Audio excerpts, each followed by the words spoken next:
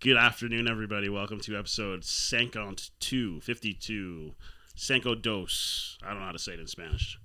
But episode 52 of The Conversationalist with Ryan and Rich here, and Mark. Hello. And Spare Bedroom Studios. Good afternoon, everybody, and how's everyone doing today? We back, baby. We're back in the studio. Feels nice. Yeah, long time coming. This feels natural. It feels right. Yeah. You know, It it feels right. Yeah, we're building this into our own little home here. It's good. Yeah. I'd like some graffiti on this wall. I still gotta be able to find something here. I'm gonna find something this week to put up here. This is what, yes. Like he lives but here. Yeah. I, we got Martha, so we need someone else. Well, I was looking for the thing of Snoop Dogg, but I actually thought, you know, when we make it big, whatever, get a little bit of money, we take all of this down and we get a dude to just paint a mural. Of us? Or whatever. Okay. Like Theo Vaughn did it, and he did like every guest that he had someone come in and draw them all like the Simpsons. That's cool. In Springville. For all of you guys out there who are listening, if you guys have any suggestions on what we should do with our art gallery wall, hit us up. Hit us up. Let us know. I think that'd be cool if we had pictures of like us, and we do Polaroids of everybody who comes in. Ooh, that's a good idea. I like that. It's much cheaper instead also of getting like we could hang them over there and everything. Or that, and then we should get another hoodie or something, and then they sign it. Or hell yeah. Yeah, I think that'd be cool. All right. Quick housekeeping. Yeah. The audio feeds, they are now going to be separate from each other. So we have two shows within this studio. We have Solo Spotlight, and we also have The Conversationalists. We are in the process right now of separating the feeds. That way it's easier for you guys to find, easily accessible in search engines and stuff like that. So you can find us on all audio sources, Spare Bedroom Studios for the channel, and The Conversationalist, as well as Solo Spotlight. So just so you're aware. We want to make it easy for everybody out there. Exactly. Easier to find, easier to get the content they're looking for. We had some feedback that it was a little hard to sift through the directory of our episodes because they were sectioned off in seasons. So they didn't really know what was going on. So we're kind of transplanting some of the Solo Spotlight episodes, but it will get worked out. Within this month, we're going to figure it out. And some good shit. Some good shit's coming out. And, sports is coming. Sports is coming. But first, I think we should, like I said earlier, we've talked about this in a while back.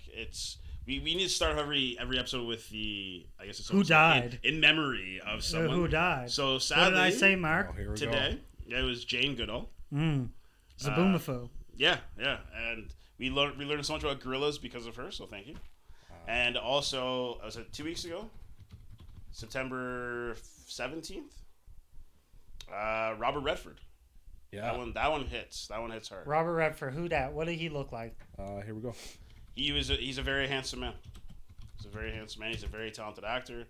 He's a humanitarian. He created a Was he in film F1? festival. No. Oh, he looks like he'd be in F1. Look at that picture on the font. Him and Brad Pitt were in a movie together once. Yeah, this is true. They're both handsome He looks dudes. like Brad Pitt's brother. Yeah. Spy Game was the movie they were in together. But The Natural, Butch Cassidy, the Sundance Kid, for those ladies out there, Indecent Proposal. The Horse Whisperer. Yeah, so many things. 3 Days of the Condor. Sneakers is a very underrated, very good film. Great cast as well. I asked people today, I said, if you had to choose out of these two animal movies, Snow Dogs or Seabiscuit? I said, I don't fuck with horses, so Snow Dog's the easy one. Yeah, Snow Dog's for me. I don't know. You only really do one race, so Seabiscuit, maybe. And I'm quick, so it kind of makes sense for me. Wasn't Tobey Maguire in Seabiscuit? That's correct. That's what hurt his back. I never watched it. Never watched it either. But, I mean, you're famous for a day, really. Yeah. And then sometimes some horses live on for another year to compete again in their Kentucky Derby, if you will. I went to a derby here in Edmonton. A derby? Or a derby. Okay, yeah. And it was dope. I had a blast. I didn't really know what was going on. Right. Horse races are fun. I had no clue what was going on. All I knew was like I would just look at the guy next to me at like the kiosk to bet, and I would just bet relatively close to him. I'd be like, "Yo, what are you looking at?" He's like, "Yo, this guy, he's this is the horse that's gonna win." They had all cool names.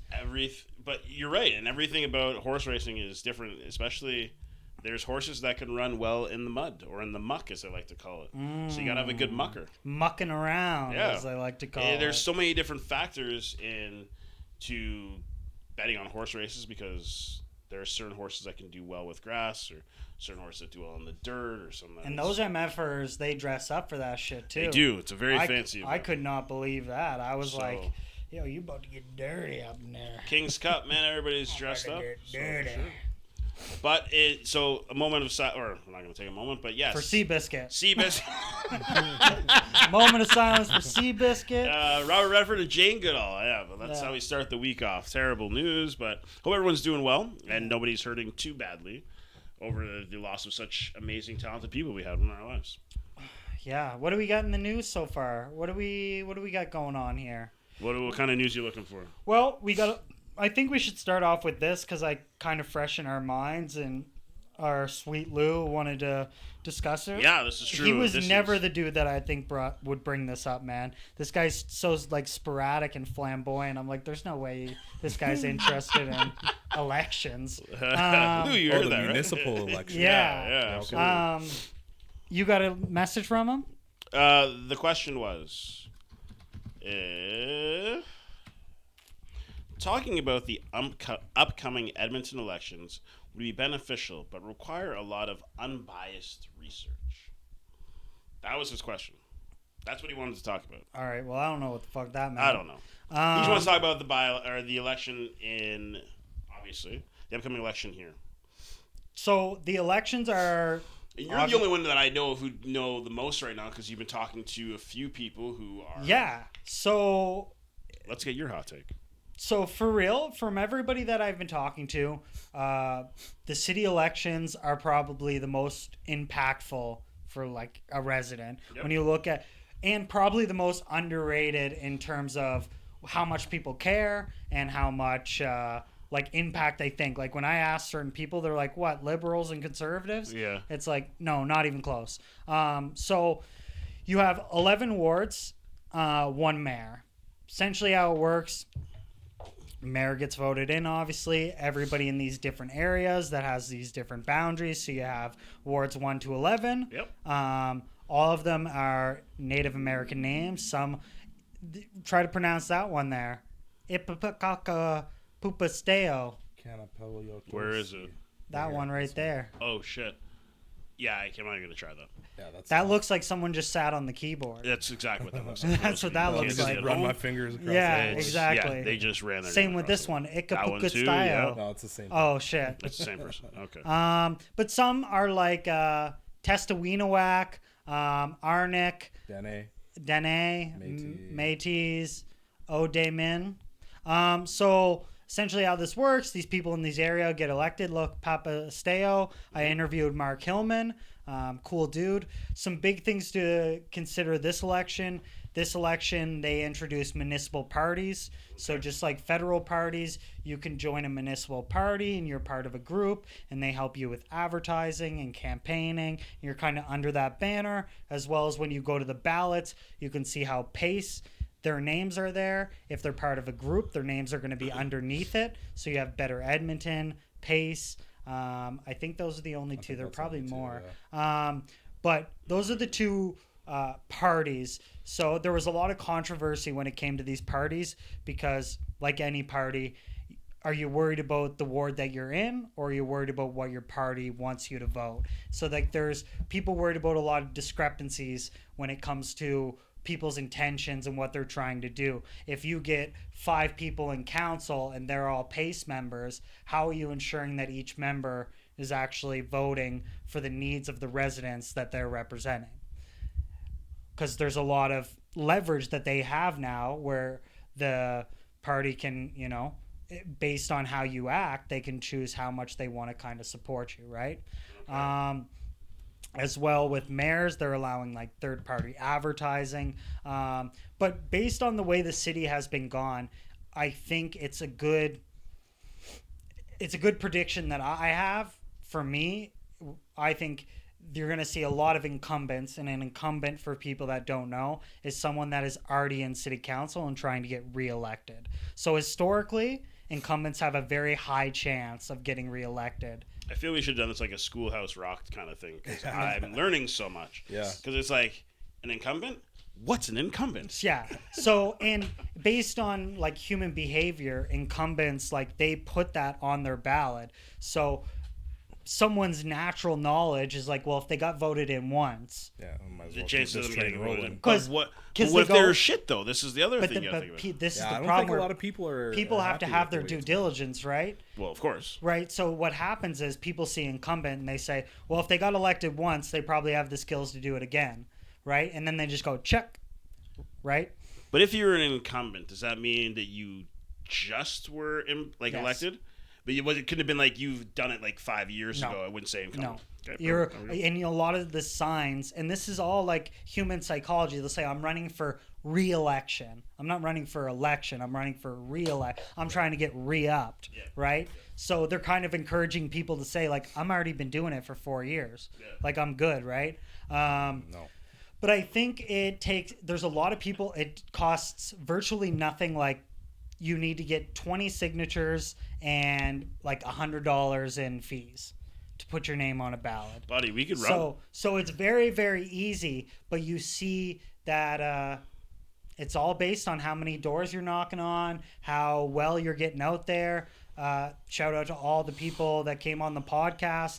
Great way for exposure.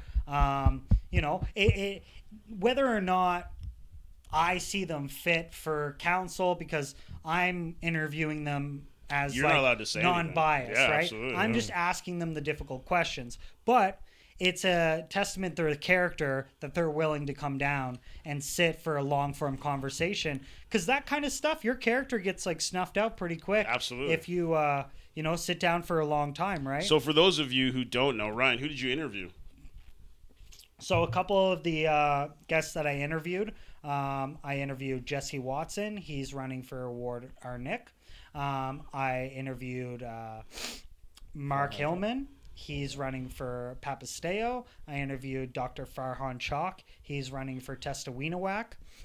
I'm interviewing a gentleman later this week. I'm also bringing on a... Who's that? But is that also political? Yeah. Who's that one? I'll get his name here. Well, because if people want to know some of their policies and what these people are about, Come watch check a out few the of these. interview. Watch these interviews. They might be able to be a little more insightful and give you an idea as to what their ideas and values might be if you are part of their ward or community.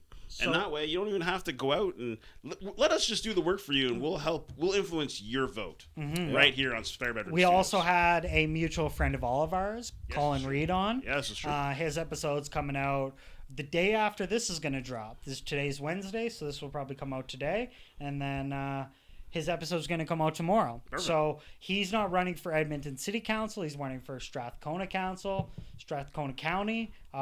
He had a great interview, very authentic, very down to earth. Yeah, A lot of what his concerns were very wanting to protect the community, cell phone coverage, roads, response times, that type of stuff. So it was really good. Good.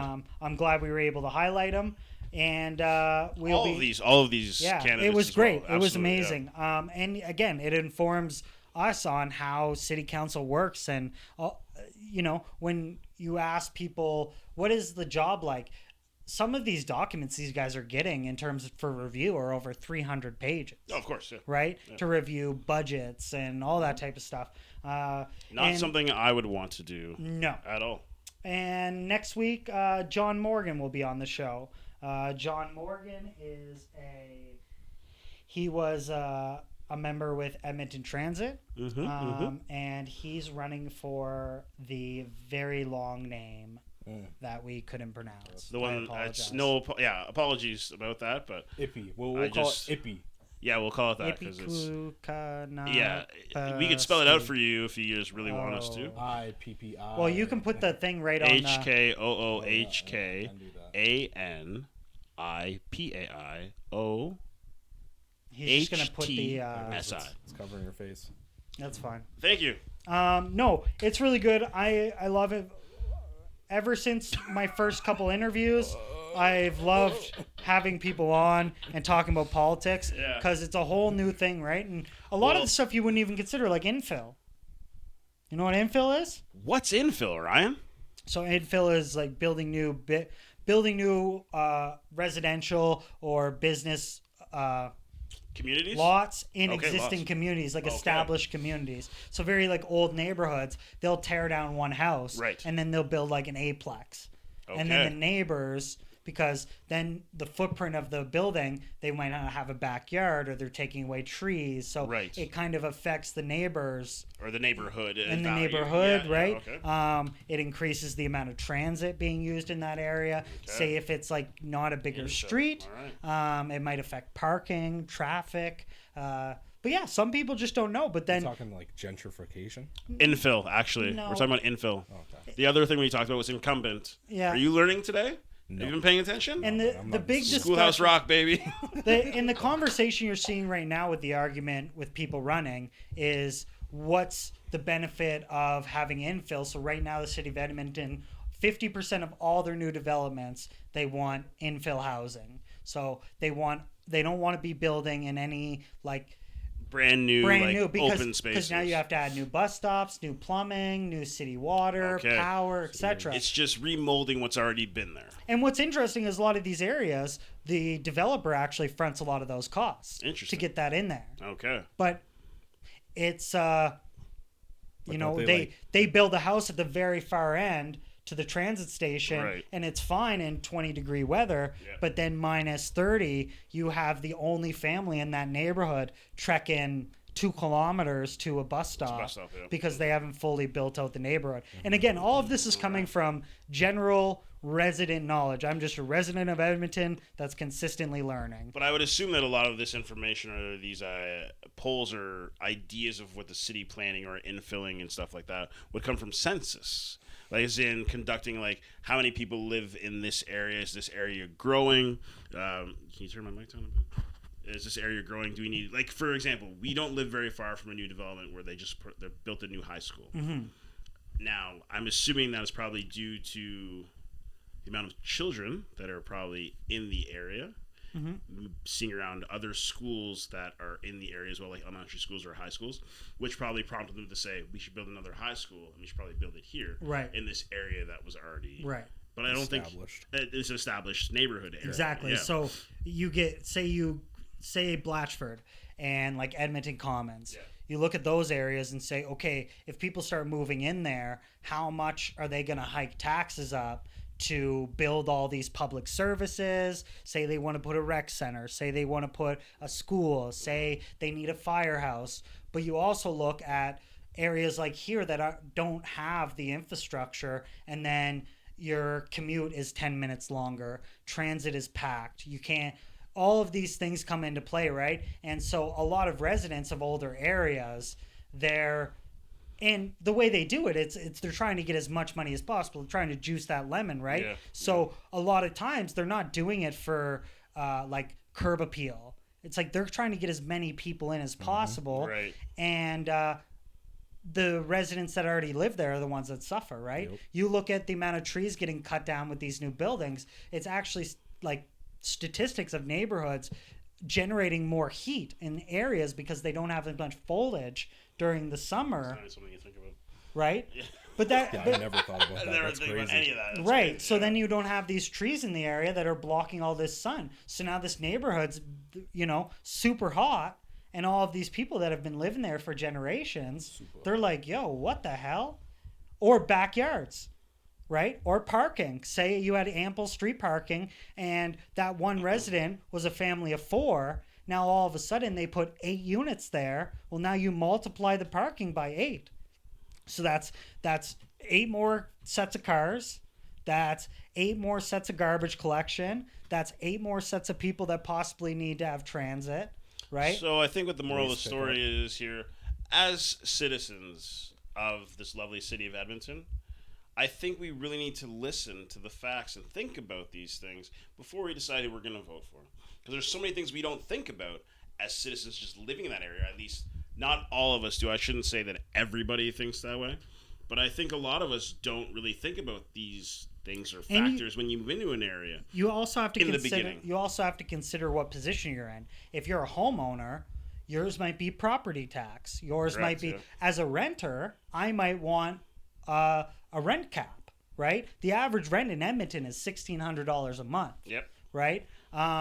You might property taxes, like as a renter, I don't worry about property tax. Right. But I might be wanting to buy a house in 4 years, correct, right? Or 2 years, or whatever it your is. Game plan is, right. Yeah. So it's something that you have to consider. In this economy, you want to buy a house?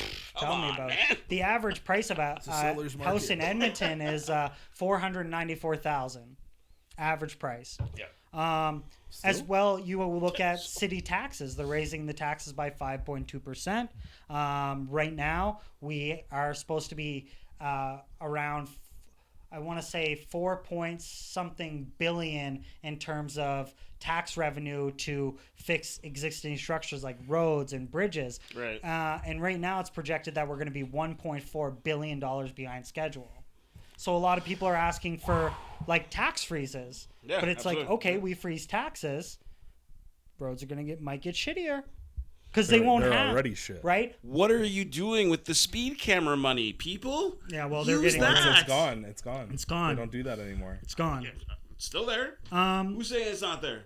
And you have to consider Still there, baby. You have to consider as well that what is politics speak and what's not. You see some people, they put on their campaign, we're going to make transit 100% safe. And it's like, well, there's no metric. You can't say right? that, though. Or exactly. we're going to hire 200 police officers in the next 2 years. And That's taxpayer money. And then they look and they say, well, that's about $100 million. Yeah. So what's going to be cut to get, of course. right? We're gonna do this. We're gonna do Jobs, that. So you have to see teachers, what's realistic, what's nurses. not. Speed on green. Yeah, there's still photo radar in like school zones. I love how this is what you're really concerned about right now. You're still really man, personal experience. Yeah. Yeah, listen. I know they're still out there. That's all I'm saying. Yeah. What is that money used for? All we used to say before is that money should be used for something good. They should go back into the roads. Snow removal in the winter and road construction. And here in this city, they don't really focus on snow removal that much in the winter when it's snowing. But it's after when the snow is done, they say we'll come out and stuff. Mm-hmm. But we're a winter city, and people can't figure out how to fucking drive in this goddamn city. I know, all right. And another big one is last. Okay. Yeah. Last one about politics. Yeah, and then we'll move on. Yeah. I've learned a lot though. But another one is bike lanes. Okay, this is a big one. So as I was being back home as well, they were talking about that, and I think they're planning to get rid of a lot of the bike lanes in Ottawa because they're saying that people don't use them properly. No. And they think that people do not use them enough for there to be bike lanes and stuff like that. But here you only get it, 6 months out of the year? Yeah. No, we're using taxpayer money to build a $175 million velodrome, which is fine, but... where is the area it's going to be put in? Is this going to be a new hub for at-risk people? Is this going to be an inviting place for people to go to if they do want to ride bikes, right? So all of that kind of has to get... I honestly think they should be doing more resident polls. True, I think that's fair too, but at the same time, when you think about it, at the top of my head, I was just about to say, because you were like 6 months of the year, you probably ride your bike. I'm going to say that's 100% false stat. I think the percentage of people that use their bikes, the majority of people fall into that 6 months. Right. Whereas there still are people who ride their bikes in the winter with the fat tires and whatnot. How much do those bikes go for? I don't know. We do have a bike expert. Probably in this economy, right? How are you I'd say probably up fat tired bikes? Because people will, and you know what? To be fair, if I was smarter, I would have bought a bicycle years ago. And been riding to work for how many years have been there? Bicycle, like 10. Exactly. Yeah. Whereas now we have a buddy, a common coworker. Loves it. He has Physics? a scooter. No, a motorized scooter. He doesn't live very far from here either, but he has a motorized scooter. Oh, Could he be riding a bike? He could be, but he's found an easier commute instead of using your vehicle all the time and driving to work. Yeah, and that's like under $1,000. Scooter boy. Yeah. And there's all these different modes of transportation that we could do. And I think the exercise route yourself, or the easy route if you don't want to drive, biking, scootering, skateboarding, longboarding, these are things, rollerblading. People are bringing that back too. I don't know. I think it's just hard to, with the diversity in Edmonton specifically, it's really hard to it's really hard to fine tune or find out exactly what people need, because it's like, look at Old Strathcona. It's like, well, you have a huge university population, so now all of a sudden you're like curtailing your stuff towards a university population when they're going to be in and out. You know? But I think if you're looking at a university population, you're anticipating that trend is going to last for a while, right? A big thing down in that area, which I talked to Mark Hilma about, was businesses and stuff. Yeah. Was like businesses getting permits approved. Like, that's a whole nother side of it where people don't consider. Like, if you own a business, you are just as worried about what's going on here. Yeah, absolutely. As everybody else, because it's like your ways to get businesses, permits, approvals, all that shit could be cut in half if the right person gets voted in. So it's super dynamic. I'm wishing all the best for the candidates. And again, I still have such little knowledge that a lot of my information is just like on the go, right? Like, I'm learning a new thing and then I'm going back and being like, oh, I should ask this person this person that. That's fair. Right? It's hindsight, baby. But October 20th, early polls start on the 4th to the 11th of October, advanced polling. And then Election Day is October 20th. Wish everybody the best of luck. Don't forget to vote. Your vote matters. And don't think that your vote doesn't. Right here, you've learned so much from us at Spare Bedroom Studios. Please also stay tuned to those solo spotlights with those candidates. Colin Reed, John Morgan, and I'm having a special guest. I won't hint it, but he is a political watchdog. So he, dun, dun, dun. I don't even know if that's like I say it, but I don't know if that's like actually like an accurate like representation. I don't want to make it look like it's rude or predatory, but like he keeps an eye on people, holds people accountable, how they're campaigning. There's campaigning rules with signage and how close it can be to the street, and he makes sure to let the public know who's following the rules and who's not. But who's watching the watchman? Exactly. There it is. So yeah, I'm excited to have him on. He's coming on tomorrow, so I'm pumped. Well, folks, you heard it there. I hope you guys all pay attention and follow along for more interesting facts about elections, because I'm learning every day. Incumbent. And infills. Words of the day there, folks. Big deals. They're what they're all. We didn't say that. Gentrification. We didn't say that one. Yeah, that's not to downplay what we're doing here, but also I know Global News. They were the ones that held the debate. Global News for all the mayoral candidates.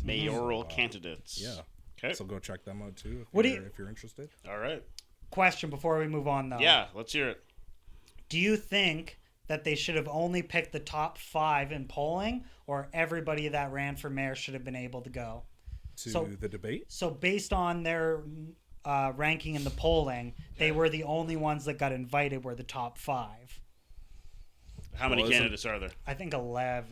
See, that'd be a big debate. So I understand. Yeah. So a lot of people you're asking off the top of my head. So I was like, yeah, that makes sense. A lot of people are critical about it because they said essentially Global News highlighted these guys. 13? Yeah. So Global News, if you didn't make it on that debate, it's almost sure as shit you're not getting elected. Because now you've gotten like a huge platform where now those are the name recognition, but it's like, how do you have 13 people debating each other? Yeah. We can barely get 4 people in a room talking. You could split it into 2, I think, and you could do it that way.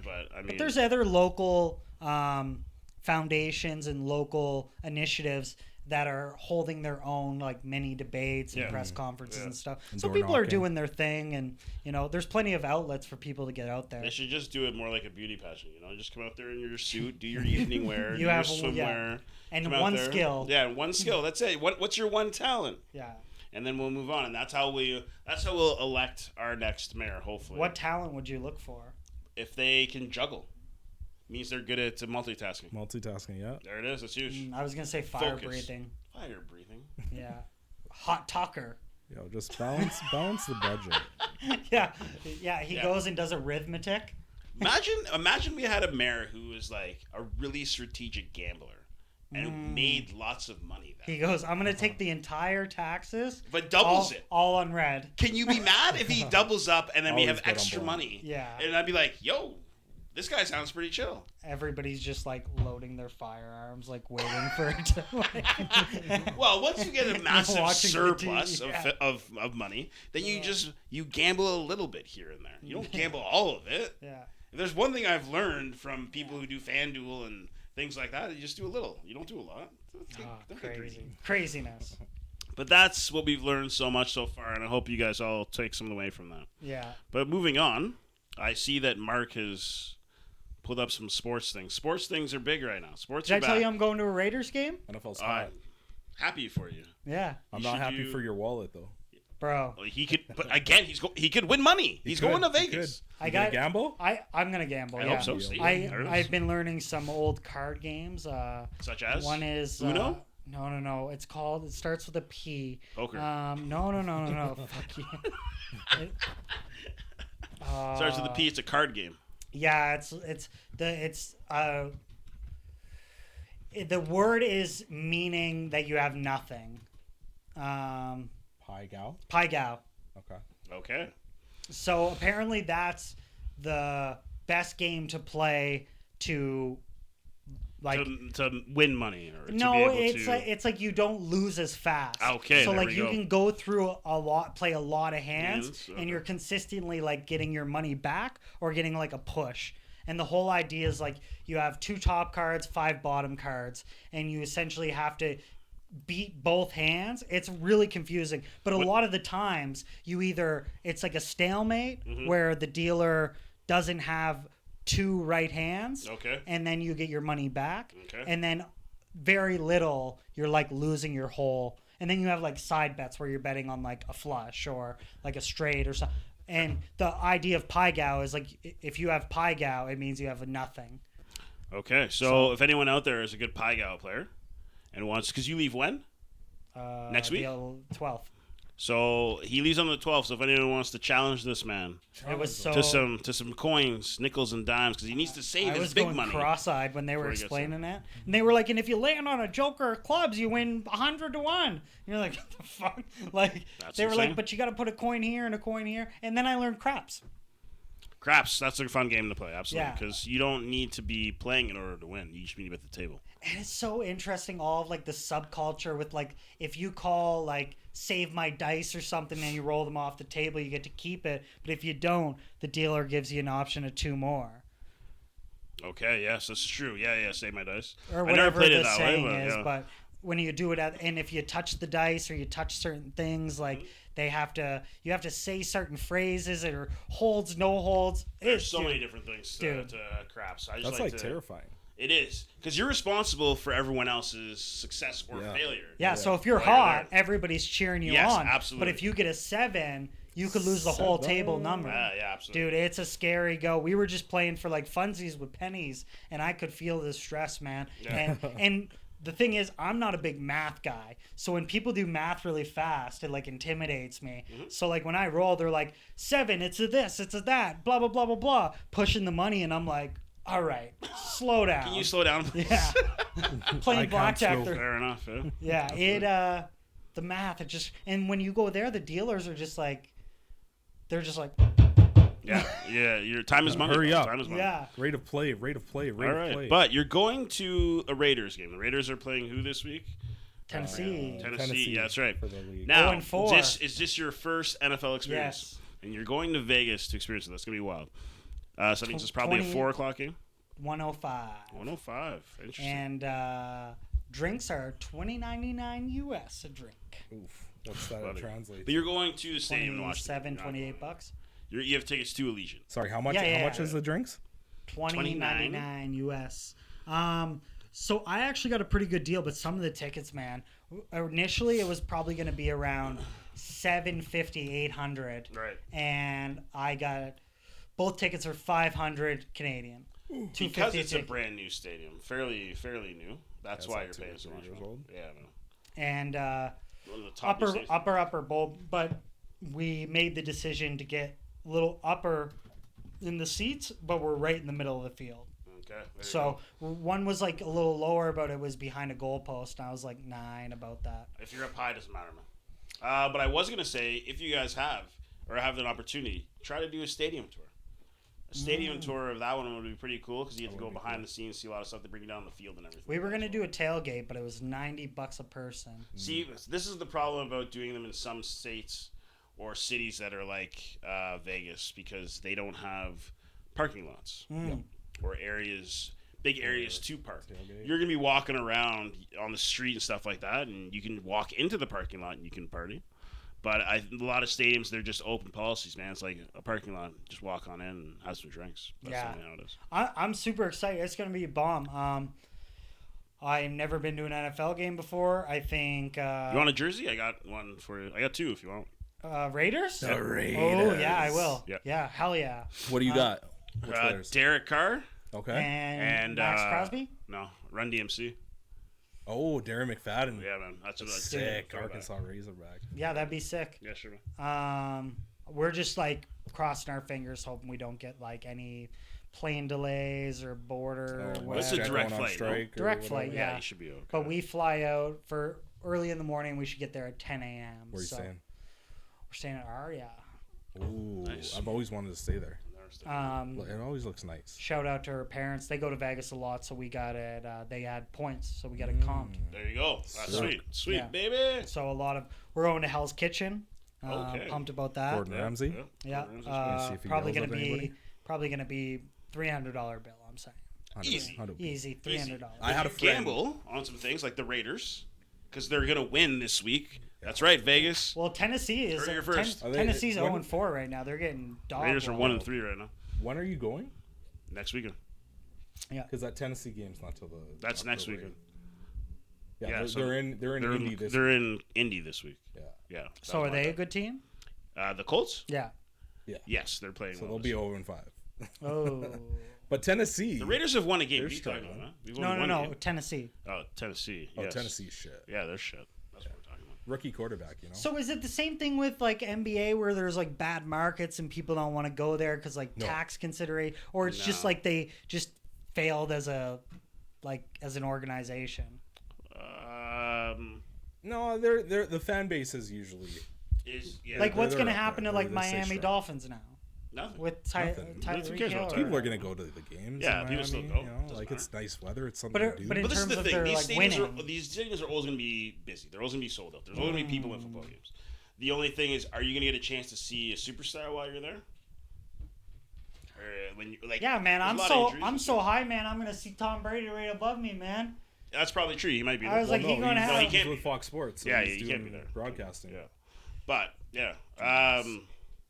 but football is well and kicking here. We're going to week 5 this week? Yeah. There's a lot going on. Teams are looking good. It's too early to make predictions. There's so many injuries happening. So many. Everybody's hurt every week. You guys see the Tyreek Hill? Dude, that was disgusting. My fantasy's busted, man. You know, there's an injury week 1. I had Worthy got injured week 1 by fucking Travis Kelce, you motherfucker. But then after that, he's back, and he did well.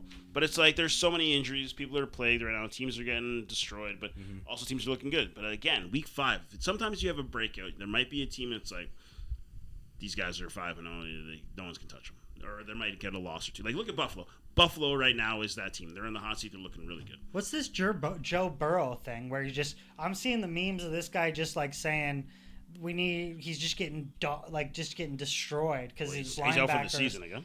Oh, he is. Okay. So there's 4 people that make money on the Cincinnati Bengals. It's Joe Burrow. He's a quarterback. Jamar Chase and T. Higgins, the people he throws to. And then Trey Hendrickson plays defense. He cleared up his contract situation just before the season. None of that extra money is going towards the offensive line, the people that protect Joe Burrow.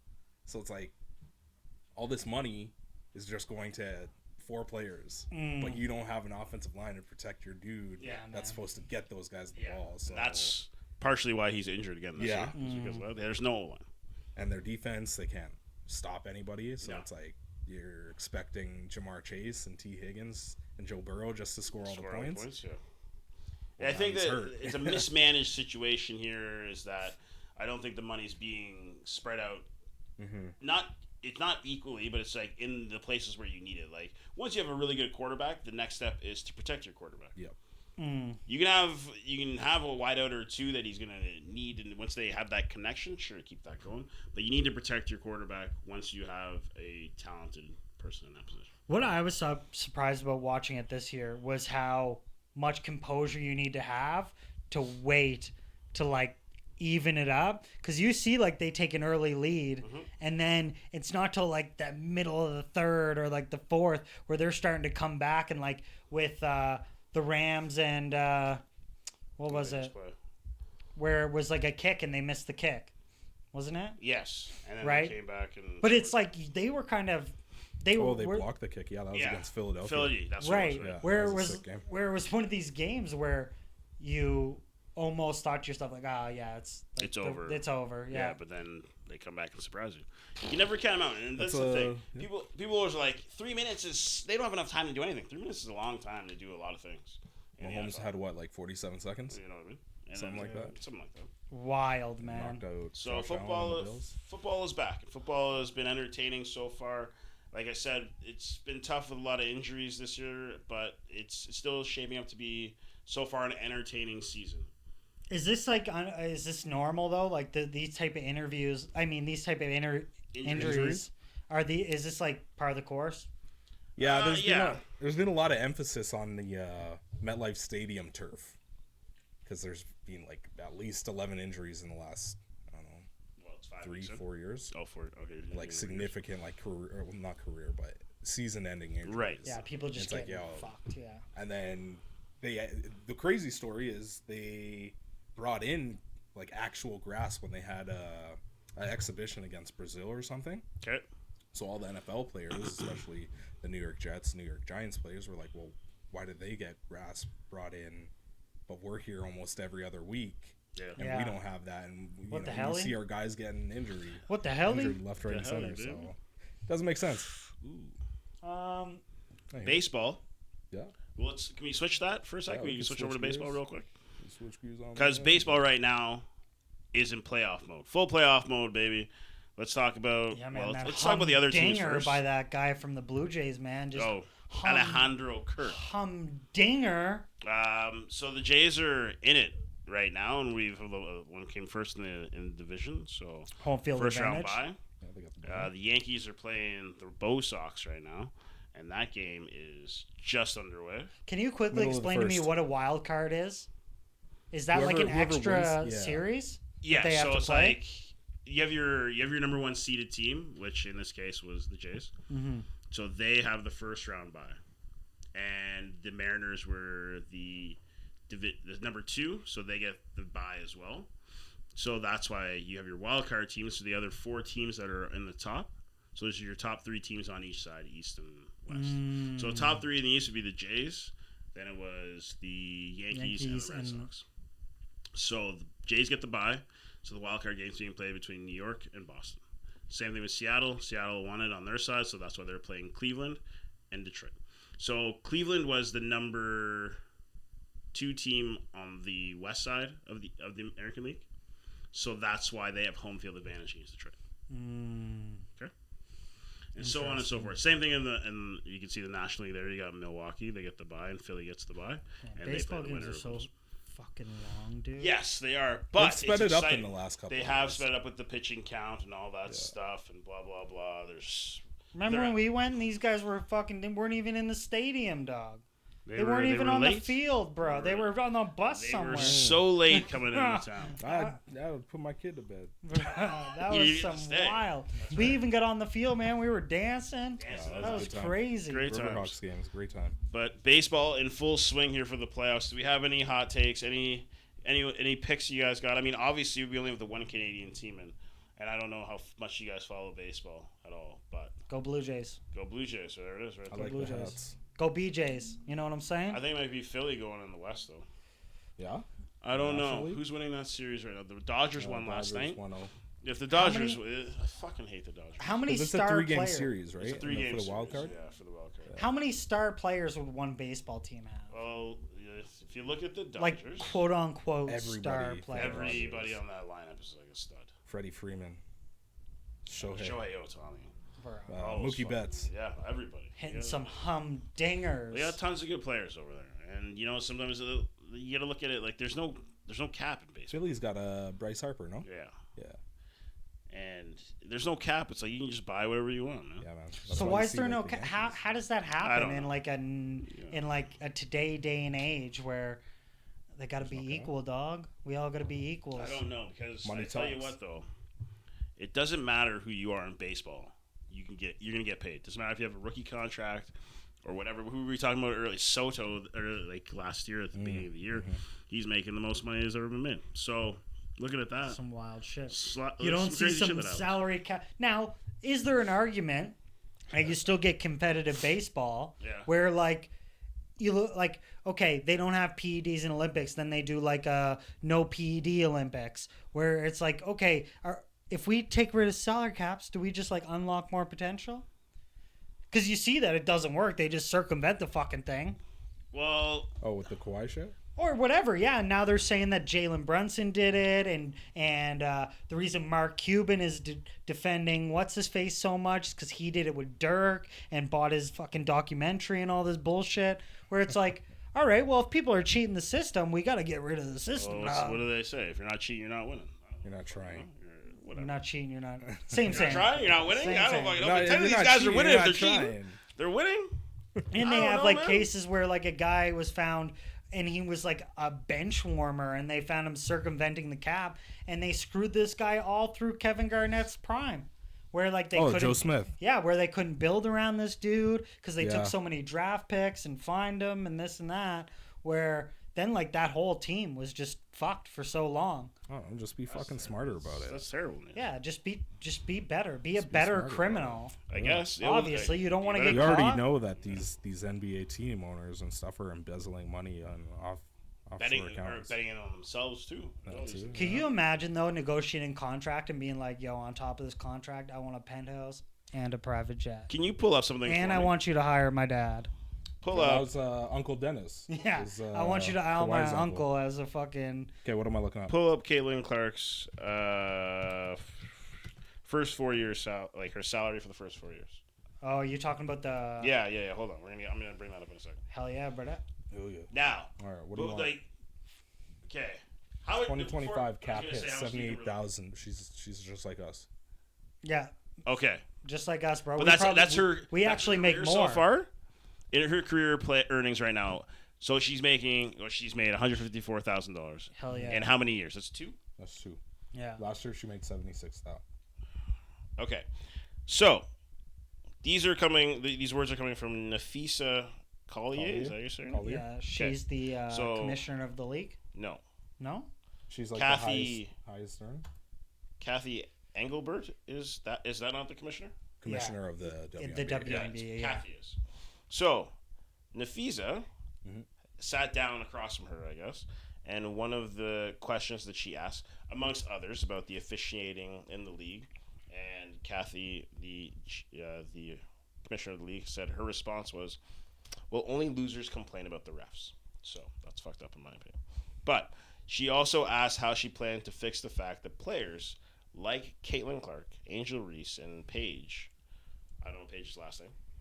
Beckers. Thank you, Paige Beckers, are making so little for their first 4 years. Her response was, Caitlin should be grateful that she's even playing in the NBA or the WNBA, or that she's making her $16 million off of like endorsements and things like that.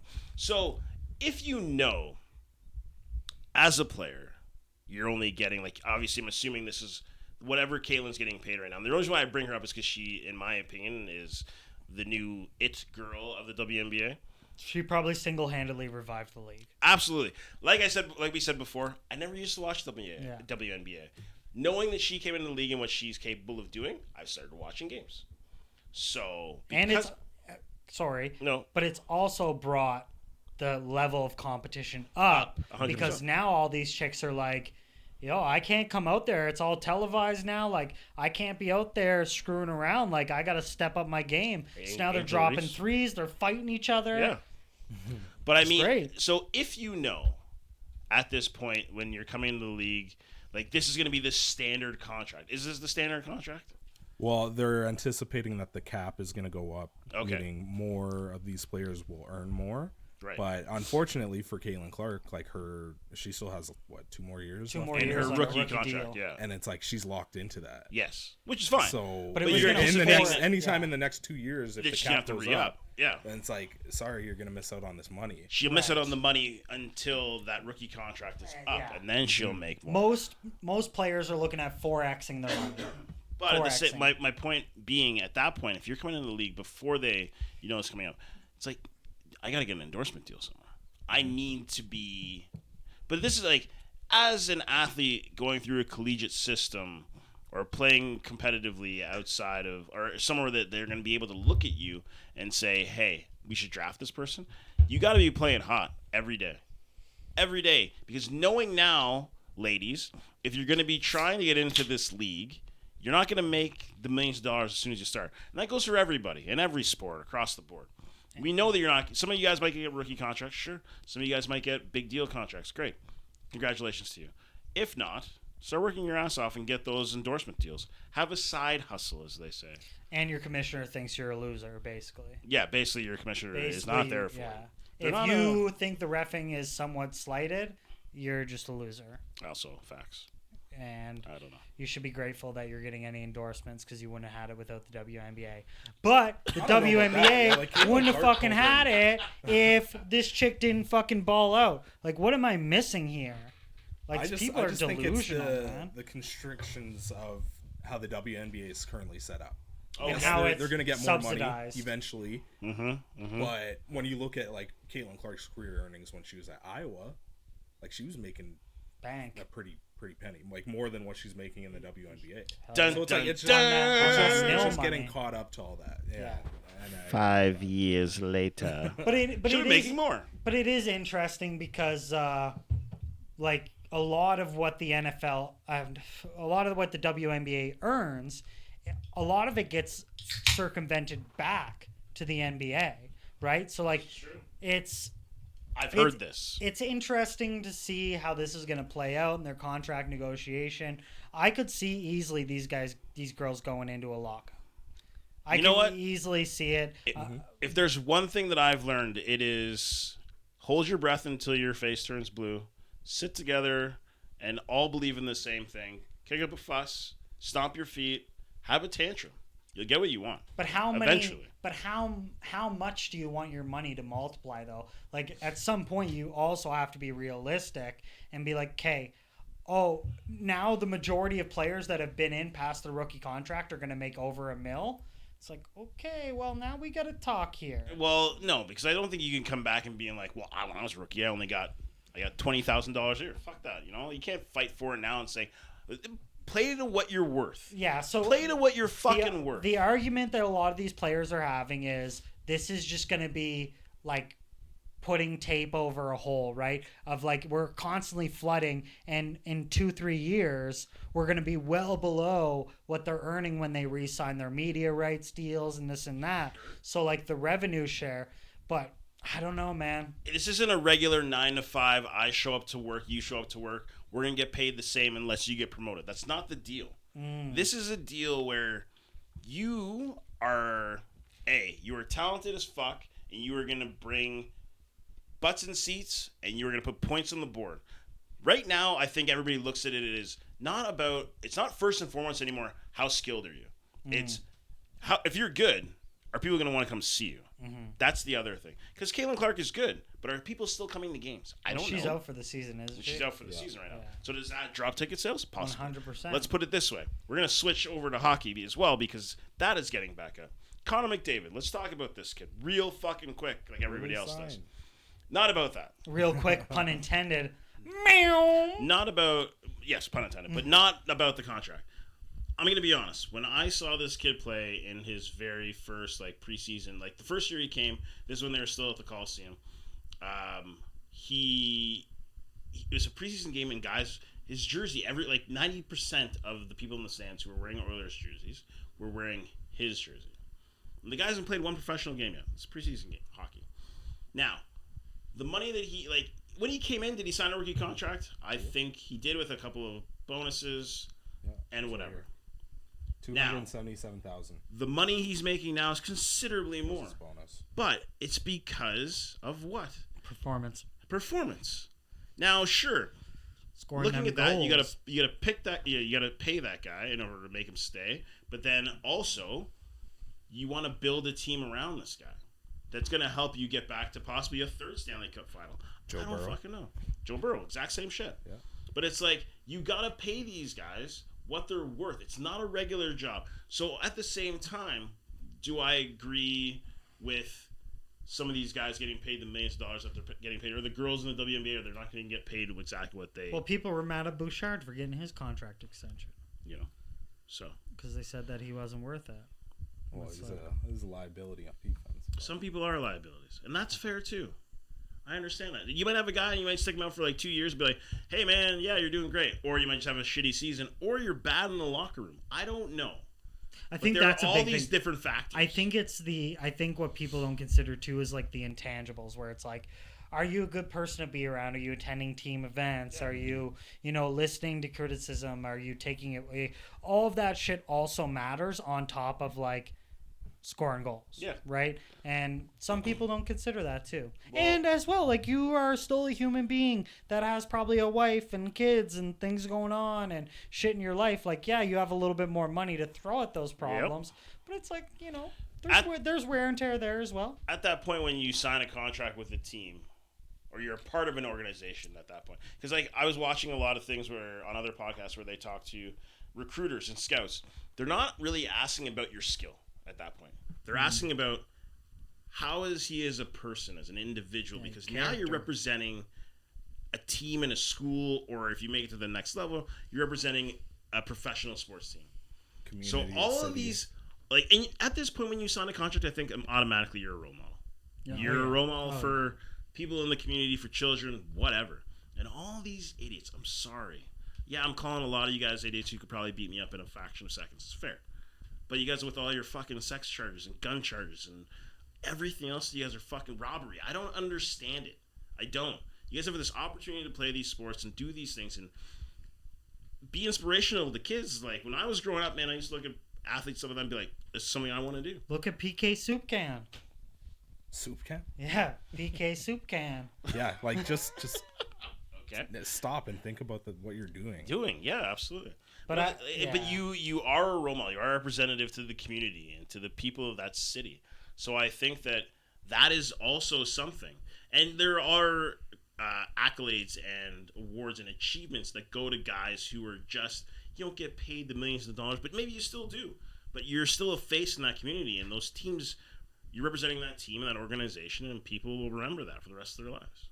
And I think that is also a factor. That'd be really hard to even, but it's... So you got to be able to turn it on and turn it off. But like, how are you going? Like, this is what I would say.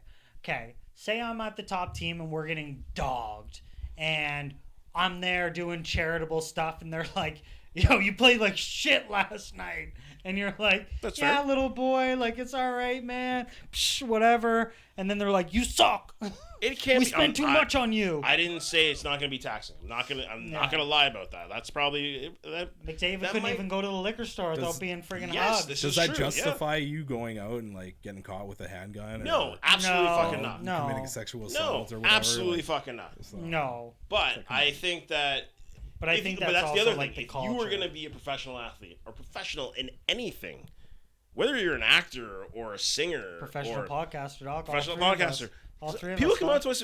People have chirped us already, so it doesn't even fucking matter. Yeah. That's my point. People are going to say things to you, and if you can't handle that, you probably shon't be in the biz. Hey, Okay. were you busting my balls? Funny for? sidebar You know? though. I had a person that was higher ranking than us. They came to us and he's like, honestly, I listened to it. I kind of was annoyed and I thought it was fucking stupid. But then you guys grew on me. And now I listen to a few episodes every once in a while. Hey, all right. And I was like, Thank you, whoever Yeah. you are. I'll tell you I want to after- know who. I'll tell you afterwards. But he Okay. was like, I thought you guys were fucking annoying, and like, I thought it was fucking stupid. But like, I catch your guys' episodes every now and then. I think you guys are like really coming into something, and like, you guys are, So We're 50 did this for episodes you. in. yeah, so I thanked him on all of our behalves. Here's the other thing: if you don't like it, just don't watch, man. That's a fact. It's a true story, man. But it Just like is- online bullying. If you don't Just like get it, off just the off the computer. internet. Put down Instagram. Block the person. I don't fucking know. Do something. You know, be an adult. Be smart. Hey, hold that up. No, on the ground. It's right beside your chair. Oh, go to Judo. Take judo. Oh shit. Oh, speaking of, actually, Not just for self-defense, We're but for plugging confidence. people right now. they're actually doing a 7-day trial. Kodu Kwai Judo Club. Hold it up for people to see. They're doing a 7-day trial. There it Go is. learn judo. His episode's gonna come out next Tuesday. Greg Cooper. He's a black belt in judo, There you go. as well as a coach and a performance coach. And the first thing he will tell you is judo is not something you want to use to hurt people. It is for self-defense and great exercise and sportsmanship. And you know, one thing he said, which was really interesting, was he said, like, there's a difference between motivation and discipline. He's like, motivation to like get up and do it, but like discipline is what you want. Like, you want the discipline to actually know, like, you don't want something to be your crutch. Like, you don't want to have someone motivate you to go do it. You should have like the internal like Motivation is drive. Do it yourself. Yeah, the discipline. Like, you should have the internal discipline to know that this is the best thing for you. I can agree with that. So, And really like interesting. the discipline for me that just happened recently was when I was flying back home. I was on the plane. Now this is avert not. them eyes, yeah? Now I am a red-blooded man, and like any man, if I see an exposed top area of a woman, Bust. I'm probably gonna look. So, here's the story. I'm flying back in my seat, 17B, in case anyone needs to know, on a Porter flight. This guy would have been in 18 or 17C. Oh, yeah, dox that motherfucker. Totally. No one's gonna get the manifest. It's not Yo, that his big of a girl deal. is already like FBIing the shit out of Dude, this. if this guy's girl, it was. Anyways, so I was on my phone and I was watching the football game on my phone, and I could see like we were coming closer to Edmonton, so people had their windows open. They're looking out.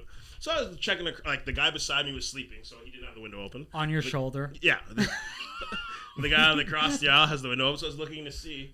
And then as I look down, I see the guy's on his phone and just a big set of bust. beautiful breasts. They were beautiful. I'm not gonna lie. about it. 48-inch boobs. bust. Great New York boobs. These things were probably, geez, if I had to say, you're looking at maybe.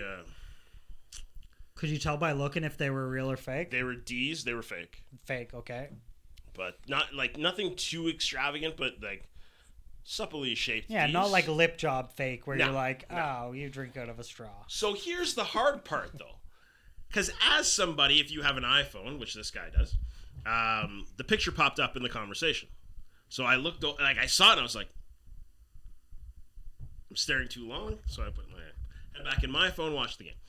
Then the guy is in the conversation with this person. Zooming in. So no, but it's like he opened his phone, and every time his phone would go off, he'd have to keep opening the phone. Because like this is as we're landing now, so the phone is blowing up, Oh, just booby pics. and the pic just can't go away. Just It's lingering. Not, it's Oh, not man. going Hey, I'm anywhere still here.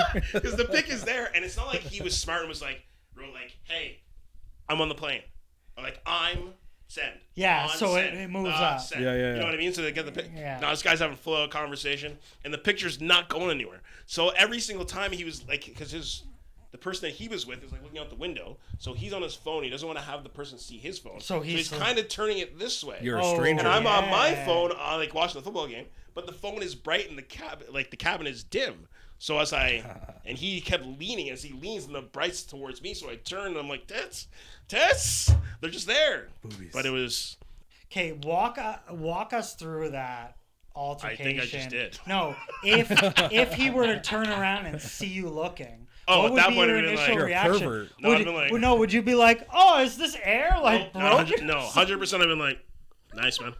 Nice. Good What are you on going ya. to do at that point? Yeah, Hey, it's true. no, that's good. Good If for you. I- Good if- character. If I had Being my honest. phone out and there was like, I had a picture of a girl on my phone and I'm on the plane and people around me can see and they're like, That's on you. That's on me. you. That's on me. And then he sees your phone flash of taking the Because I'm not going to name names, but somebody said, yeah, fucking Lewis. Picture or prove it. Yeah. And I'm like, I'm not going to be the creep. I'm not going to be extra creepy Yeah, on I said top that of to this Mark. guy. I was like, yo, that's some wild shit, man. And that is only a Lewis thing to say. Put him in jail, So man. anybody, if the gentleman who was sitting on that flight on Sunday night coming back 17C. to Edmonton at 17C on that Porter flight where we were landed Is that at your about girl? 9 o'clock, great set of boobs on that phone. So good for you, sir. Yeah.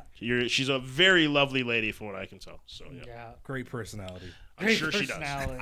I didn't get to see the personality, Amazing but smile. she seems very nice.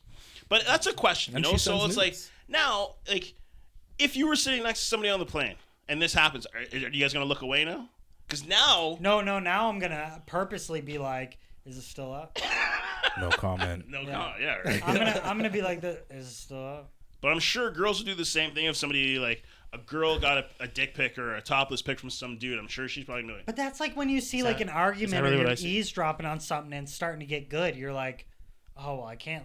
Like, I'm not gonna leave now before yeah, it gets it's good. It's getting hot. Pull Yeah. it back out. Like I waited this long. Like you're like I had to endure like the bullshit, the workup. Yeah, It's yeah. like but then you're trying not to. It's like when you're out in public and you hear somebody like having an argument, you like eavesdrop, like your ears perk up and you're Yeah, like, and it's just like, oh, what the fuck's going Yo. on over there? So Dude, you- and then all it takes is them to make eye Okay. contact, and right away they know. You got- like all it takes is for you to look at them, Yeah. and you're You like, see this shit? So when that happens, you guys have been out in public and you guys hear another couple like Yeah. arguing. Yeah, do yeah. you tap Emily or do you tap Shayna and be like, Psst. nah, Yo, you because seen this I don't want. I'll tell them afterwards, but I don't want Emily to be like, all right, let's go, or like I don't want. It's easier for my eyes to look at it and avert, but now I got her looking at it, and you can't. You no, can't, man. everyone, you gotta be, I can't trust you her. can't to, trust everybody because at the same time it's like you need to know how to observe a conversation like Yeah, that. yeah. You can't just be Yeah. like, it's over. Or you might be Listen, in that yeah. person, or you might be the person in the crazy 10% that is like, I have to fix this. Oh no! And they're you like, never is do that, everything bro. is everything okay over here? Is this Well, guy? there And was you're that- like, all right, no. Except for the one time we went out. Remember after we went to go see Valley of Despair, Yes, and we saw what we thought was a domestic. no, it was not that. It was a very scary situation where the guy took the girl and she was right. Oh, So we thought we saw something that might have been way out of left field, but we were like, I don't know what to think in this place. This woman was having trouble getting up from the booth, yeah. and seemed extremely intoxicated. She was around 3 other dudes, and then we're like, is this? But like none of the staff were going over to help. It was so. It was just so weird. Man. The guys from another table are getting up to go help this guy and like get this girl out. And I'm like, because she was awake a minute ago and having a drink, and then 2 minutes later she's just. Oh yeah, man. Stuff like that's hard because you're like, I'm in no place to know what the pre-context is yes, here exactly. and like understand what's going on. But instinctually, you're like, Are you okay? Is this okay? yeah, something doesn't look good. Right. But either way. I also sat right next to the table of one of the performers, not Valley of Despair, but one of the other ones, and I was like, yeah, I don't think if this is my thing.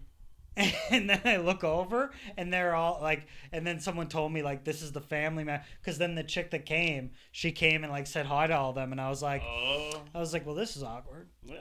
I was like, well, this is awkward. I All think right. I'm gonna go get a drink. Yeah, fair enough. What else we got? Well, you had something else that you were going to discuss, no? Mm. We were talking sports a minute ago, but I think Yeah, we that covered everything for the most part. we did for the most part. Basketball's going to start up. Well, we were hockey's talking gonna about start airplane up. etiquette, but that's about it. Yeah, Airplane etiquette. But that's always varies from person to person, really. If I you ask hate me. airplanes. I don't know. Just being like a Okay, Same as window wide seat. shoulder. Does window seat make you claustrophobic? Or No. I used to be a fan of window seat, but now I don't look out because I don't want the phalange on fire. So now I don't look out the window seat because every time I look at a reel on Instagram, too many Mayday videos, I look out and I expect it to be on fire. So now I'm like, maybe I'll be safer in the middle of the steel dildo, flying multiple 1,000 kilometers through the world. Well, Just my thought. Middle seats suck. I will say that. Because if you have to piss, I'm a big pisser, so I. So you need the aisle. Yeah, so I'm You a big. don't prep? No, I do, but like, if I have like one can of anything, I'm pissing. So it's like so to you- get What through half a two. can? Yeah, I'm pissing. So you can have the aisle, but that sucks. But I have not that I have the longest legs, but I prefer the leg room. Is what I like. So I like Of the the aisle. aisle? Yeah. So you just got your leg Oh, just so dangling you're out just in the like aisle. fucking. Once I know balls the hanging. food carts and everything is done, I got one leg out, one leg in. Okay, so Did what they if give somebody you- behind you or in front of you has to go use the bathroom? They got to step over your leg? No, That's inconsiderate. I'm not an asshole. What did they give you for food and drink? Did you get anything? No, because it's a flight under 4 hours, so unfortunately they don't get. You didn't get no pretzels. But no, they give us like almonds. You have almonds, Peasant cookie, food. or Bro. pretzels, and then but we get 2 free drinks though. Bro, I remember Beers or wine are included. I remember I got $20 one time I flew American. and I Free, only I got just said, free. I only got half a Sprite. And I'm like, can I have the rest of the can, please? I Trash. I'm But thirsty. see, here's the other question: the armrests. Who's entitled to what now? did. Ooh, if you're in the middle, This is the question. No, because okay, even like if I'm in the middle, I'm middle getting gets both. Middle gets both. 100%. that you Middle get gets both. you get half of both. You don't get full both. No. No, you get both, No, man. you get You're being both. crushed in between these two assholes. So this dude's got leg room on the aisle, Yeah. and And then you that got dude your got left window. armrest. If you're Yeah. on the Okay. right side of the Sure. car. And then the dude at the window can lean up against the window and And that look at your armrest. impending doom. Okay. So on porter flights, first off, let's just start here. The reason why I say porter flights because I took porter. It's only 2 seats. I'm just Only Yeah. 2 seats. Yeah. Only 2 seats. So at this case, okay, 2 seats, then we'll go to 3 seats. So 2 seats, who's getting the armrest? So there's one in the middle. The person on the aisle has one. Person, and then there's one for in between both passengers. I'm afraid of confrontation, so I'll just give it to him. But I if he's think- not, I if think he's if you not wanna- going to use it because this guy was. Oh, sleeping if on he the- doesn't he's- use it, he was if sleeping he on sleeps on the window. other side, then. I But if he gets up jacked and it. starts shifting around, I'll be like, Yes. So I gave the top half to him, and I just used like the bottom half, but I'd lean more on mine anyways. what if if he you're a big slipped boy? over and started holding your hand? That's weird, but Well, did you have anybody ever in a flight fall asleep on your shoulder? yes. I've had 2, and I just did one of these. One person drooled, and that was the worst. I just start doing these weird shoulder Yep, shrugs, 100%. and then I'm like, hopefully these people wake up and find a different spot to sleep. But I ain't gonna. Yeah, it's called the other side. It doesn't matter if you're in the middle and that happens, sure, but it's still hey, sleep over there, hey, sleep on that side. I am not the pillow for you. Did you ever get emergency exit seat? Yes, I don't have. not like that. She's I like, love that. "Are you Love it. competent enough to understand?" It's Yeah. like, "Yeah, man, pull the thing that says pull, dog." Yeah, they asked him that on Shits and Gigs on that podcast, and the guy's like, "No, I will not do it." He's like, "I can't even help myself, so no, I'm not helping anybody else." If I see anything on fire, I'm punching that window. Yeah, you're out. punching it open. I gotta Bro, save I myself. want to be man. the first one off. off. if we land That's in the only water. thing is you are the first one off the plane. Bro, you know how cold that fucking water is, dog? Depends where you land though. Maybe you're in somewhere tropical. I don't know. In the ocean, that shit's cold as fuck First one to get everywhere. eaten by sharks. Yeah, bro. You're gonna end up like the last person on the door in Titanic, dog. I'm going to be at the door helping everybody down Nah, man. before I go. I'm gonna be on the You'll wing be of the getting plane. a nice rack from 17C. Yeah. Let me help you out. On Yo. your way out, you're gonna grab his phone. Yeah, let me take that from you. Yeah, absolutely. Bro, yeah, airplanes, man. I used to be all right with them. The older I get, the more nervous I get on planes. Okay, so when you let's see now the next question. Let's just cover this one. For food, let's say they got chicken or fish.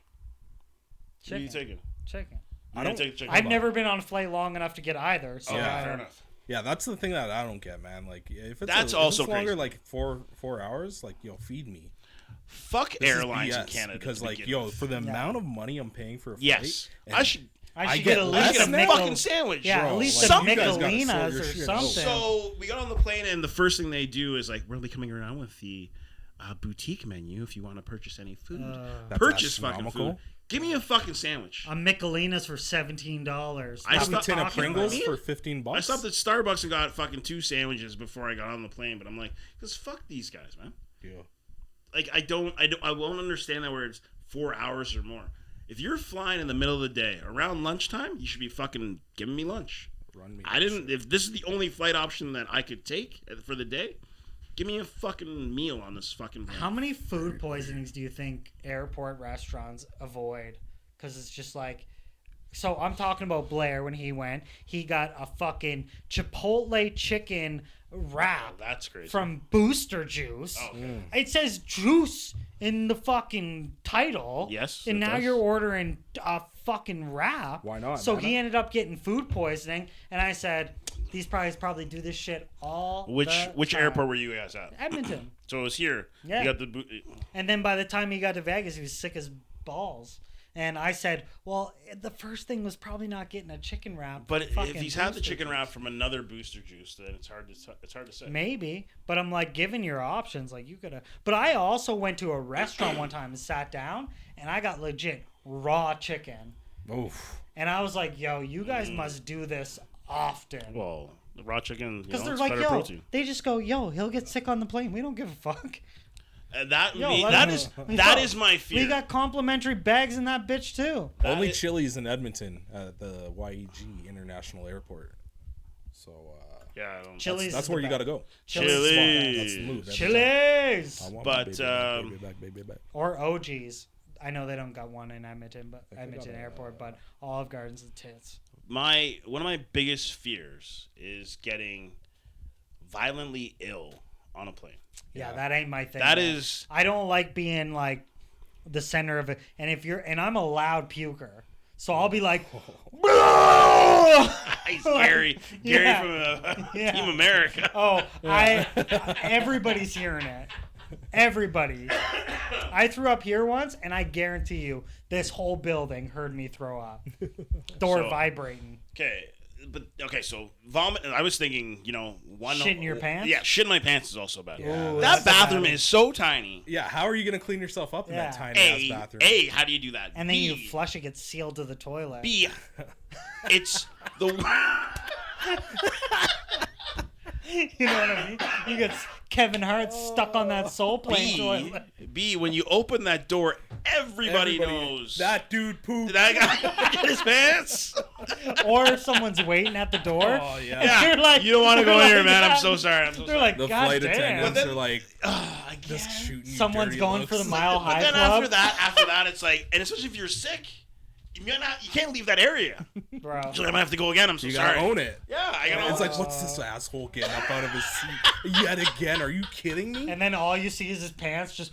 Yeah, absolutely, man. That is my fucking fear. Yeah, that's Well, that did would you be the worst. Did you hear about the American Airlines chick that they had to like reroute the flight because she had like she had like really bad diarrhea? like killed it. aggressive diarrhea, and they had to fucking So rough. land the plane in a different state yeah. to get this bitch Emergency off of exit. there Oh, no. because it That'd be stunk awful. so bad, man. Biohazard.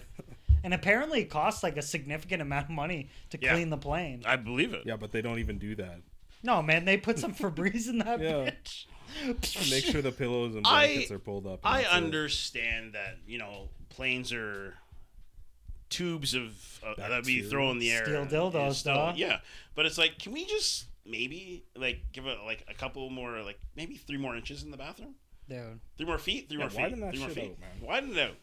It's tight in there, man. It's really tight. Yeah, man. But Planes. that's just in general, not about just pooping, just in general. Tight. Tight. But yeah, man. Yeah, planes are my thing, man. I like them. They're fun. It's like a fun trip.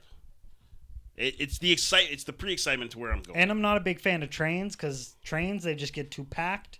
You don't know where to go. It just What? You stresses You love me. India. Bruh. It just stresses me out, man. I remember I was in New York taking the train, and I was like, I do not Like the subway? Yeah, I do not like this. I was like, yo, the best case scenario, we crash right now and get the fuck out of this train. Yeah, I guess that's fair. I was like, any second I could get out of here, man. Everybody's with it. And then, on the odd chance you got some psychopath doing some performance, Yeah. singing or Tip something, me. you're like, bro, I'm not trying to do this. Guy fucking I was putting his born feet without in the taste railing. buds. He Yeah, let me guy prove putting myself. his feet in the railing or something, hanging upside down. You're like, bro. But sometimes you see some cool shit. Oh, yeah. Or you get some really nice crooners. That's nice. Mm. Sometimes it's fun. Or sometimes when you get out of the subway, if you're in New York, Jimmy Fallon likes to bring famous bands down Yeah, there and when- pretend to be somebody else. When he's suspended. No, Jimmy is still kicking. Back on the air. All Jimmys Fallon, are kicking. not Fallon Oh, is same, kicking. same. No, not the same. Same. different. Same different. But yeah. I watched this monologue by Andrew Schultz, and he's like, for anybody under 30, late night television is a way to sell your family opioids. Oh, I guess that's fair. Yeah, absolutely, sure. Yeah, hilarious. What else we got? I do not. I was gonna tell like impending danger on this Vegas trip. I was gonna tell this one story because my friends and I were talking about it. What's a time that's been? I don't know what Ralph is doing. He's right itching now, so his ear, dog. Very confused. Yeah, it took too much Tylenol. Yeah. Okay. Okay, so a racist situation that was To you? but it's hilarious. You cannot help but laugh. Okay. So this is true. So I went to BC many, many years ago. I was in Whistler visiting friends when they were living there. We went to the village. We were snowboarding. But they had things set up there that you could, like, kind of take a look at. So, like, a curling rock. You could try to pick it up and try to throw it. And they had a bobsled that you could sit down and take pictures of. They had a podium where you could wear the medals, like fake medals and whatever, and take pictures. Oh, you went on the podium. Oh. With my buddies. Yeah, I see. There's where three this of us. is going. No, you don't see where this is going. I was like, this is getting uncomfortable. So, my buddies and I, we got in the bobsled. We took a picture. And then when we got out, there was a family of 4. The parents were probably like in their late 40s, early 50s. I was in my 20s at this point. They have 2 daughters. One daughter is probably about like 18. The other one's probably about like 13 or 12. So as they're getting in, I'm like, do you guys want me to take a picture for you? They're like, sure, no problem. That'd be great. So I take a picture of them and the family and in the bobsled. So when the mother, or the wife, comes to retrieve her camera from me, she gets real close, right in my ear, and whispers, "Hey, Jamaica, we have a bobsled team." I've never met this woman in my life. So when she said it to me, I started to laugh. I was like, this can't be fucking happening. No way. And my buddies are like, what just happened? So I'm like, let's go. And we turn around and walk away. And I tell them the story. And they're like, my buddies just start dying laughing. I'm like, I was upset, but what can I say at this point? This is actually quite funny. Someone said that to our coworker the other day. They saw him. They go, "Hey, yo, Jamaica!" And I was like, "Whoa!" See, that's fucked. At least like, with this one, there was some context. Like, I was in the bobsled before. They just straight up looked at him and said, "Yo, Jamaica, what's going on?" I was like, so that's weird to me. I was. And did this guy say anything after? Or did he just... Well, the guy that we were with was like severely handicapped, so it was like, let's just keep moving. Fair enough. Let's just keep going, because I was like, you don't have your faculties in order. Where like, but it's still not appropriate nonetheless. But no, it is not. But do you think some levels like that, like how would you even address that? That's the thing. How would you even address that? So while laughing, I said to her, "Come on, is that necessary right now?" I thought she was gonna say something. I thought you guys were gonna be on the podiums and they were gonna do something crazy. No. They were like, see, that's funny because I started explaining the scenario and this is where you went, but I'm like, no, that's not even it, man. It's the bobsled. I was like, yo, that's crazy. Because, like, it's not the worst thing that could have ever happened. It's not the worst thing that's ever been said to me either. But at the same time, a family of 4, and the thing is, the mother... you know they're hella racist, just in general. And then this is what she says I took a picture for you. Yeah. And this is what you say? I thought she was whispering in her ear, like, I have every piece of this camera itemized. I know where every piece of this camera is, so don't you dare try. Dude, I couldn't help it. I was like, you know what? I'll give her, like, that's kind of funny. That's kind of funny, but still very and highly she goes to get her camera inappropriate. Back. Yeah, she goes to get her camera back, gives her purse to her husband. Yeah, right? That's the thing that's But people are crazy, man. And I think, like, some people are generally, like, so secluded and, like, in their own little, like, bubble. Yeah. Where they talk like that. And we know with the industry that we work in, where it's like, people get so used to talking like this, where they get confronted and they're like, oh, that's not okay? Yeah, I shouldn't say that? Oh, like, my bad. And you're like, no, they're like, that might like get you hurt somewhere. Like it's not only like this is rude. It's like, hey, like this is risky behavior. Yeah. Like this is like this is as close to like doing something like very dangerous. Like, and then especially they're like, when you don't know what part of town you're in. yeah, and then they're like, no.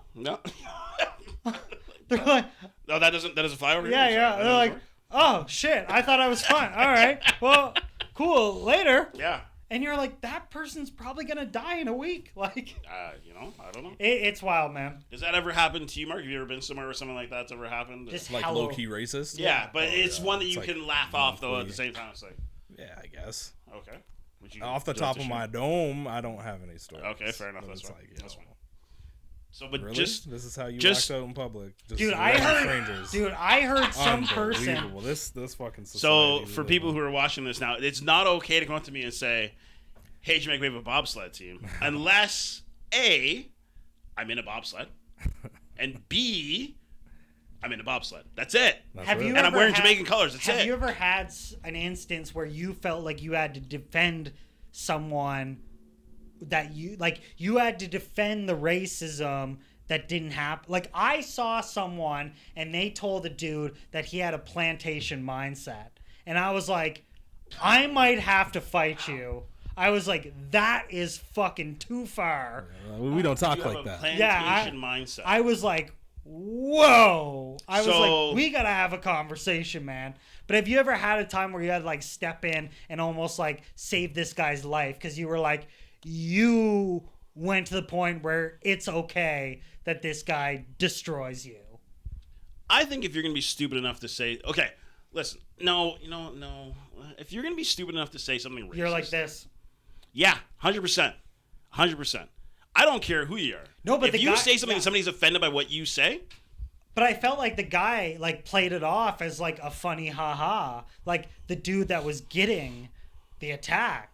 And I had to step in to be like, hey, that's You're not out of okay line. to take. yeah. And that's definitely not okay to say. So like, you need to fucking attack this dude or I'm gonna fucking do it myself. Get this motherfucker right now. Yes.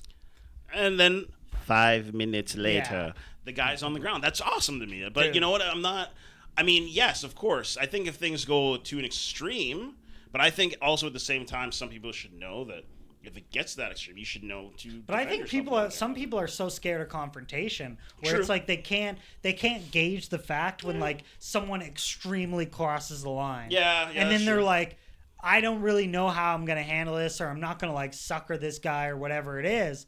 But it's like you can't even have the conversation of like that was way too far. Then, You know what I mean? then Like I should have been in more fights. You know what I mean? Like really, if you really think about Mm-hmm. it, we should have been in more fights as kids Yeah. and as adults. So let's be serious. See yeah. But I mean, I'm not here to say that I wouldn't stand up for people who aren't willing to stand up for themselves. But I don't need to. I'm not a superhero. I don't need to do that No. every time. But at the same time, if that is the case, of course. This I'm was not like a afraid. one-off where I was like, you need to do better, and you definitely need to fucking do better. plantation mindset. Dude, I could not pick my job off the floor. I was like, Yeah, this absolutely. cannot, in Yeah. 2025, this What was can. the context? Yes. Was it a Can person you, of can you color? paint us a picture? The guy was addressing the person as sir. So the guy was like, "Hey, sir, how you doing, sir?" But it was like a mutual, like this wasn't like a hierarchy where this guy was like a subordinate. It was like he was just saying this, and he was like, "You don't need to call me that. Like you have a plantation mindset." And I was like, Jesus. "Bro," I did not hear that. You could have said Talking anything about, else. Dude, talking about Black Mirror, I was like, if I could replay my thoughts, I would have to replay it and make sure I heard what I heard. Because I was like, Just hold on a second. I'm just gonna replay this. yeah, in my I head. was like, I literally had to Yeah, look stomp his around, ass out. and I had to like look at other people like, Yeah, that's what you're the. I'm like, am I the only one fucking Yeah, hearing this? absolutely. Dude, I was actually fucking stunned where I was like, I might have a situation now where like you're not like, you know when some people like they see red, Yeah. and I was just waiting for that and it didn't happen. I'm like, all right, well, something needs to be done here because this is not okay. This isn't okay. That's fair, and I applaud you for that. Absolutely, I do. Dude, 100%. I immediately started sweating. Immediately. Yeah, that's where we go first. I immediately started sweating, and I'm like, oh, I'm getting nervous. Woo! Or I might see a spectacle right here, because that'd be fun. But that's crazy that people talk like that, and you would say you live this long, and you talk that type of vocabulary, and like you never got You're touched. right, man. You know what I right. mean? Yeah, dude, the things that I've heard. See, the worst I get is people call me fish fucker. Well, because you're from the East Coast. Exactly. Fuck fishes. People It's just okay. call me fish fucker, fish lips, fucking whatever it is. It's like sibling fucker. yeah, whatever, incest, goal, or Yeah, whatever. there you go. It's like yeah, but Boom! but it's Roasted. like, dude, when you start striking those deep roots, I'm like, I can't, dude. It makes me fucking. I start to like curl up. I go like, there's mean people out there, man. There's a lot of mean people. and then the ones that go, oh, that's not okay. You're like, well, now I'm even more fucking mad. Well, yes, we've heard those before too. Oh, Yeah. Is that what offends you? That affects you? That's the line. I'd be like, Oh, okay. Did we set So I can boundaries say or everything story under My cousin's this. black. Yeah. Okay, Yeah. Good for your cousin. Yeah. Yeah, you know what I Doesn't mean. give And then, Doesn't give you the right. and then setting that boundary, you're like, oh, so everything like under this is okay? It's like, well, not really any of this is okay. Well, apparently there is a racism book out there that gives you a blanket of what you're allowed to say here and this situation and there. I'm just making that part up. There's not actually a book, but people think that there is. People think that there's an okay, that I can say this without any repercussions whatsoever. But there's extremes on every end where like you look at like BLM, they have people out in the rain like apologizing, kissing people's feet and stuff, and you're like, Yeah, that was weird. I'm That like, is weird. That was I'm a like, weird time. yeah, I'm like, all right, I get kind of where you're coming from, but I'm really trying to grasp the idea. Like, is this an embarrassment thing? Like, is this like, and I don't really know. Like, are you this guy's friend? Like, did he do like? I'm kind of lost here. I don't know. It's weird. Dude, we lived in some weird times, man. We where still live in weird times, Yeah, man. What are you man. talking about? dude. And we were just talking about meta glasses, man. This is gonna be the new. All thing, right, yeah, man. this is another thing. And so I was telling, I want to hear your thoughts on this, Mark. I know two people in the province of Ontario who have owned meta glasses, the ones that are the meta Facebook type whatever, record everything you see. Yep. They now have social media pages dedicated solely to their meta glasses and what they show us or what they do on a day-to-day basis. I don't know if this is going to be a thing, but I think it's going to be a thing. Oh, it's gonna be, but it's just like OnlyFans, where they're like, the idea of it was like support all these creators and this and that. And it's like, dude, it's a gooning website. People go on OnlyFans to find a chick you're obsessed with, and fucking just like follow this person's life. Is that what you do? I don't do any of it. But I mean, is that the reason? But that's the no, reason then. but I've been looking at OnlyFans for the whole. Like when they go to their business meetings, joking, they go, we're allowing people to create a platform that they can connect with their fans. It's like, and then it gets exploited to the nth degree, and you're like, how many? Okay, as opposed to the two people that makes social media, there's probably 800 people that are fucking pedophiles. I will say. Yeah. I will just say I did not know that there were so many fucked up fetishes from men out there until OnlyFans really became a thing. 100%, man. I read one. You want to hear? You want to hear one I read? Of course I do. I want to be So, educated. A chick, Incumbent and Infill. A chick had this OnlyFans, very famous actually, and a dude was sending her Amazon packages, was paying her to stick a butter knife in her hoo-ha and open the packages. You can say vagina, it's okay. Yeah, with her puss, and fucking. You can still say vagina. She had a butter knife inside of her, and the dude was making her videotape opening the pack. It's like, dude, what? People are fucked up, man. Dude, that's so. Or like the whole went through a trend where people were farting in jars and bathwater and pissing I'm in. so mad we didn't start that. I'm used really mad. underwear and. So, but the thing was, we were gonna let. So, okay, let me paint a picture and put this in the Make context. an AI chick. And So then no. we saw it in the paper. There was this woman who was doing that. She's balling her farts in like these pretty little jars and then mailing to people. And then she would write what she ate that day prior to said fart. Great. Guys are buying this. This part I don't understand, but she was making $50,000 a month for bottling farts. And I was what the fuck is wrong with men? Some of you guys out there are fucked. Some of you. Buying someone a vehicle. You kink shaming right now?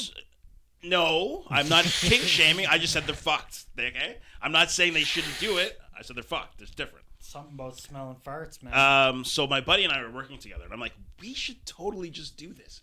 We'll make your wife the face of it. And then we'll fart in the jars. And we'll fart in jars. And I'm telling you right now, a bunch of you motherfuckers out there who buy that shit, we're about to get some really rank-ass farts. It would have been really funny to me. That would have been hilarious. There was one where a guy was paying, and this wasn't even a female thing. A dude was paying anybody to go audio record themselves shitting, the worse shit better, and then send the audio file, say where you were at, what you ate, what the consistency was like, and this dude like got off on it. I don't know how we got to this topic right now, folks. I'm very sorry. But that's interesting as fuck. How crazy is that? The guy was so infatuated with like, he'd be like, what's your diet like? What did you eat that day? Was it consistent? Was it all in one push? Was it over a couple of days? And you're like, bro. And then Tom Segura paid this guy to shit in a sandwich and eat it, and he sent it to Joe Rogan for his birthday. Fucked up people. And that's all the time we have for today. That's just fucked. I don't understand. I really don't get it. No, man. I don't, but this is the thing.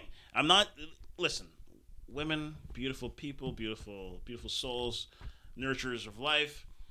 You guys don't have these fucked up fetishes, and thank you for not asking for all these things. Because I think if more guys were on OnlyFans or Fetish Finder, dude, if whatever. You tried to sell my underwear, dog, you'd be fucking... Yeah.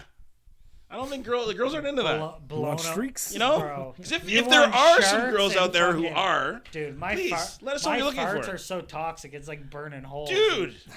In my fucking underwear. I don't know. Like, listen, again, I'm not here Every to crotch shame. in my underwear. I just don't agree with a lot of the things that some of these guys are doing. So with that being said, it's just... Yo, you guys put up with a lot. You can't train cool for a fucking marathon. You don't have to do all that stuff. Bro, you know? You can't learn to box or train for a marathon or like build Legos or some normal people shit. Like you gotta. Maybe they could. That's one they should do. Maybe build Legos naked. I don't know if that's an OnlyFans thing. I saw. There's probably a page for that. I saw this one Lego butt plug, and it's like you think it hurts stepping on it. Oh my god, bro. I stepped on a few Legos in my day. Yeah, 100%. Think it hurts stepping on it, dog. 100%. Yeah. Fucking imagine sticking that in your... Yeah, I get it. I understand how this works. Bro. It's a wild world we live in. Oh, man. Well... Any closing thoughts, arguments, comments, queries? Man. This is it, man. Let us know what you thought about the conversations today. Today was it was wild, and it was great being back because this is fun. This was great. We really hit it home. We hit a hum. Yeah, the Zoom calls. Bro. It was nice being at home, but it's like you don't get the same vibe. You don't. You're right. We're hitting off humdingers right now.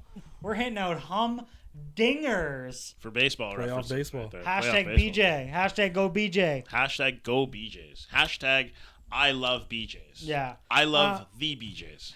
And BJs. Let us know. What do you think about the Edmonton election? The things coming up in it, the new rules. Let us know what you think about flying in planes. You think we should be sharing the armrests? The armrests. What about the armrests? And should you be hiding your phone if you have such a beautiful thing to display? Is that for you once you're on the plane, or is that for everybody now? I don't know. Let us know. How do you deal with eavesdropping? Do you let people in on it? Do you not? We want to hear about it in the comments. Let's keep this going. Yes, we would like to have a part 2 to these conversations. We love having more to add to fun and funny topics. Have you ever had a funny, borderline racist moment that you weren't sure if you should tell people? Now I'm unsure if I should have told my friends, but I told them. And I don't know what's going to happen after this. We'll see. Mm-hmm. But Is there something that like that has happened to you? Would you care to share that? How did you handle it? How did you handle it? Inquiring minds want to know. Spare Bedroom Studios Episode 52. wants to know. Don't forget, folks. Like, subscribe, follow, comment. Tell your friends. And make sure you check us out at the new audio feed, The Conversationalist. There it is. You can also search Spare Bedroom Studios, and you will still get all of that content. Also, on the Listeners Lounge page, we got a lot of fun. We got a lot of We got fucking fun polls that have been going on this week. So feel free to comment on those too and vote. Yeah. We love hearing what people think of. Hit us up on Instagram, Listeners Lounge. Hit us up. Cool. That's it. I got nothing else to say. Episode 52. You guys sure? We signing You off. got anything, Mark? Goodbye. Goodbye. Good night.